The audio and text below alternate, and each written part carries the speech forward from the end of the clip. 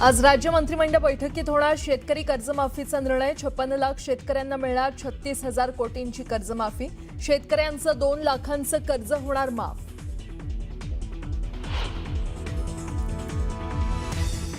मराठा आरक्षण आंदोलनादरम्यान मृत्युमुखी पडलेल्यांसाठी राज्य सरकारचा मोठा निर्णय। मृत आंदोलकांच्या पात्र वारसांना MIDC मध्ये अनुकंपा तत्वावर नोकरी।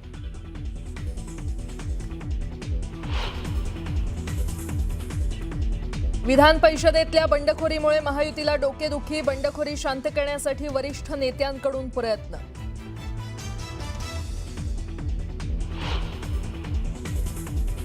विधान परिषद निवडणुकीत नेते आणि आयारामांना उमेदवारी। भाजप आणि राष्ट्रवादीत नाराजीचा सूर।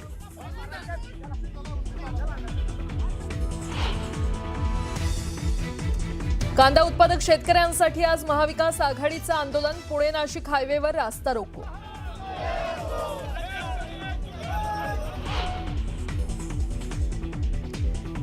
मराठवाडा आणि विदर्भाच्या अनेक भागांमध्ये मान्सूनपूर्व पावसाची हजेरी। उकाड्यापासून नागरिकांना काहीसा दिलासा।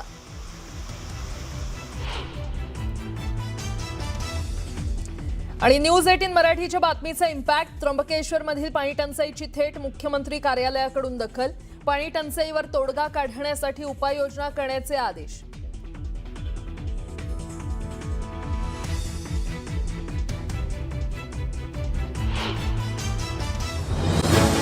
मंत्रिमंडळाची आज महत्त्वपूर्ण बैठक होणार आहे। या बैठकीत शेतकऱ्यांच्या कर्जमाफीचा निर्णय होणार असल्याची माहिती वरिष्ठ सूत्रांनी दिलेली आहे। राज्यातील शेतकऱ्यांच्या खात्यात 30 जूनपूर्वी कर्जमाफीची रक्कम जमा केली जाणार आहे। आजच्या मंत्रिमंडळ बैठकीत पुण्यश्लोक अहिल्यादेवी होळकर शेतकरी कर्जमाफी योजनेचा अंतिम निर्णय होणार आहे। तर राज्यातील थकबाकीदार आणि नियमित कर्जदार सुमारे 56 लाख शेतकऱ्यांना 36,000 कोटी रुपये कर्जमाफीच्या माध्यमातून मिळतील अशी माहिती विश्वसनीय सूत्रांनी दिली आहे।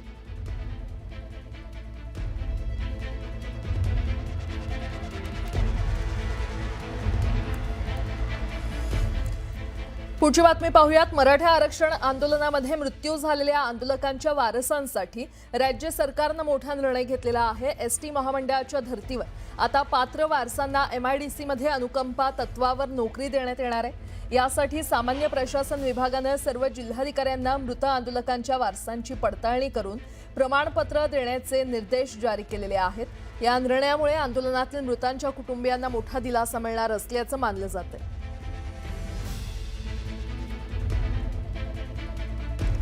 राज्यातील राजकारणात पुन्हा एकदा निष्ठावंतांच्या पदरी निराशा आली आहे। विधान परिषदेच्या स्थानिक स्वराज्य संस्था मतदारसंघांसाठी उमेदवारी जाहीर होताच भाजप आणि राष्ट्रवादीमध्ये नाराजीचा सूर ऐकू येऊ लागलाय। अनेक वर्ष पक्षासाठी घाम गाळणाऱ्या कार्यकर्त्यांना डावलून नुकतेच पक्षात दाखल झालेल्या नेत्यांना उमेदवारी देण्यात आल्यानं प्रश्न उपस्थित होत आहेत। पक्षनिष्ठेचे मोल कमी झालंय का की जिंकण्याच्या गणितापुढे निष्ठा दुय्यम ठरते? भाजपनं 11 पैकी 4 मतदारसंघांमध्ये आयारामांना थेट विधान परिषदेचं दार खुलं केलं। तर राष्ट्रवादीने देखील पुण्यात एका रात्रीत पक्षात प्रवेश केलेल्या विक्रम काकडेंना तिकीट दिलं आणि त्यामुळे निष्ठावंतांनी पक्षाला घरचा आहेर दिलाय। राष्ट्रवादीच्या एका पदाधिकाऱ्यानं राजीनामा दिलेला आहे, पण नव्यानं पक्षात दाखल झालेल्यांच्या हाती राजकीय लॉटरी लागल्यानं निष्ठावंतांनी फक्त सतरंजा उचलायच्या का अशी चर्चा रंगली आहे। आम्ही भारतीय जनता पार्टीत काम करणाऱ्या उत्कृष्ट कार्यकर्त्याला संधी येतो, पण एखाद वेळी असा निर्णय घ्यावा लागतो की एखाद्या दुसऱ्याही पक्षाचा चांगला प्रगल्भ काम करणारा उमेदवार जर आमच्याकडे असेल त्याला आम्ही संधी देतो। याचा अर्थ असा नाही की नवीन लोकांना संधी देऊ नये, नवीन लोकांनाही संधी दिली पाहिजे, जुन्याचाही सन्मान केला पाहिजे। पक्ष चालवताना दोन्ही चाकं योग्य पद्धतीने चालले पाहिजे।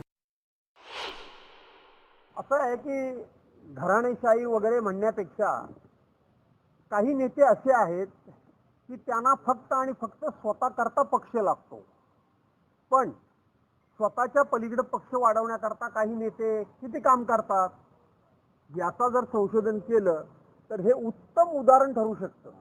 उत्तम उदाहरण, विधान परिषदेला 4 वेळा, विधानसभेला किती वेळा, खासदारकीला किती वेळा, मंत्रिपदाकरता किती वेळा, आणि हे जात असताना इतर कार्यकर्ते या सगळ्या पदावर किती वेळा गेले याचं संशोधन तुमच्यासारख्या जाणकार पत्रकारांनी केलं तर त्याचं उत्तर मिळेल।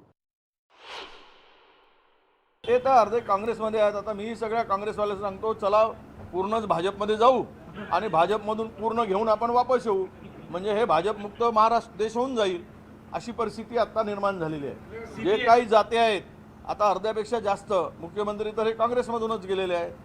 आता अर्ध्यापेक्षा अधिक आमदार भाजपमध्ये गेले, जे आपल्या काँग्रेसमधून गेलेले आहेत. आता विधान परिषदेमध्ये उमेदवार जे आहेत ते तर अर्धे काँग्रेसमधूनच आहेत. त्यामुळे आता पुरीच काँग्रेस भाजपमध्ये विलीन करा आणि भाजपमधून भाजपवाल्याला ओरिजिनल हटवून टाकून ओरिजिनल काँग्रेस करा. आता अशी परिस्थिती होईल. आता काय आहे, सत्तेसाठी वाटेल ते, केवळ काँग्रेस मुक्त भारत, काँग्रेस मुक्त भारत. आता भाजप काँग्रेस युक्त भाजप होत चालली आहे. छत्रपती संभाजीनगरची जागा भाजपच्या वाट्याला गेल्यानं शिवसेनेमध्ये नाराजी आहे. अब्दुल सत्तार यांचे पुत्र समीर सत्तार यांनी आपला उमेदवारी अर्ज दाखल केल्यानं महायुतीतील धुसफूस समोर आलेली आहे. यानंतर अब्दुल सत्तारांनी भाजपवर गंभीर आरोप करत भाजपनं आमचं मुंडकं छाटलं असल्याची टीका केली आहे. कालचे नेते शिवसेना संपवत असल्याचं त्यांनी म्हणत सर्व विषय एकनाथ शिंदेंसमोर मांडणार असल्याचं सत्तार यांनी म्हटलं. आपण जे 2.5 वर्ष ज्या पक्षाला सोडून आपण एक पक्षासाठी भारतीय जनता पार्टी आमचा जो जुना मित्र पक्ष आहे याच्यासाठी आम्ही आमच्या पक्षाच्या नेत्याला सोडून इकडे आलो आणि परत अशी परिस्थिती निर्माण होईल. आज जी परिस्थिती निर्माण होते ते स्लो पॉयझन आहे.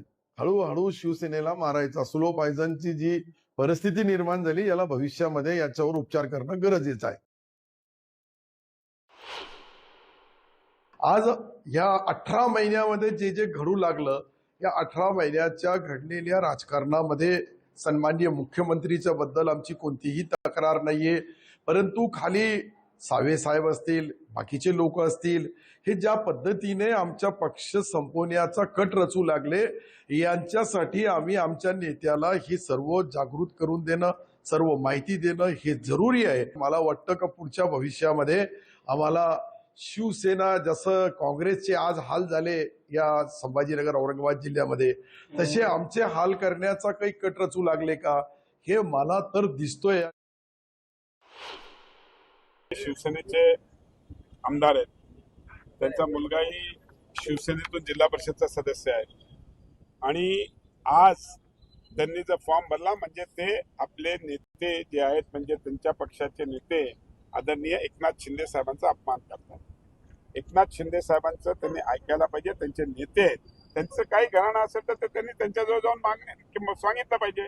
पण एकनाथ शिंदेच्या आदेशाला डावलून जर ते काही करत असतील तर हे अतिशय दुर्दैवी गोष्ट आहे. एखाद्या पक्षाच्या आमदारांना हे शोभत.